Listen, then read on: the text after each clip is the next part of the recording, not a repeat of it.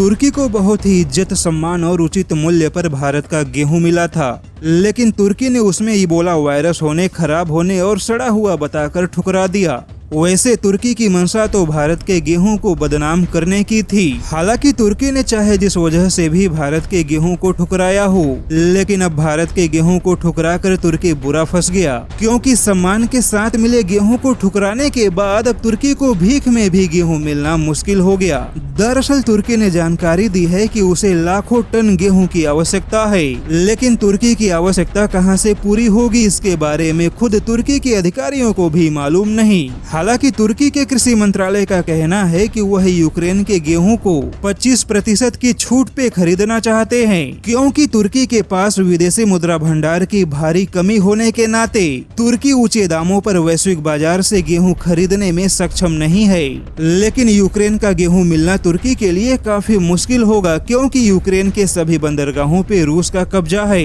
ऐसे में तुर्की ने रूस के सामने हाथ जोड़ने की तैयारी की है, ताकि रूस यूक्रेन के बंदरगाहों की घेराबंदी में ढील दे और तुर्की यूक्रेन के बंदरगाहों पर जमा गेहूं को अपने देश में ला सके। हालांकि तुर्की का मानना है कि उसे यूक्रेन या रूस का गेहूं मिल पाना काफी मुश्किल है, लेकिन फिर भी सस्ते में गेहूं पाने के चक्कर में तुर्की रूस और यूक्रेन से बातचीत करेगा। हालांकि तुर्की के सामने समस्या यह भी है कि भारत ने हाल ही में संयुक्त अरब अमीरात को कहा था कि भारत का गेहूं यूएई की सीमाओं से बाहर नहीं जाना चाहिए, जिसके बाद यूएई ने भी भारत के गेहूं को अपनी सीमाओं से बाहर जाने पे रोक लगा दी, जिसका नतीजा यह हुआ कि अब तुर्की के लिए भारत के गेहूं को किसी और देश के माध्यम से पाने का रास्ता भी बंद हो गया। और जैसा कि इससे पहले तुर्की ने भारत का जो गेहूं ठुकराया था, वह गेहूं भी डच की कंपनी आईटीजी के रास्ते तुर्की पहुंचा था। ऐसे में अब भारत नहीं चाहता कि भारत का गेहूं कहीं से भी और किसी भी रास्ते से तुर्की को मिले,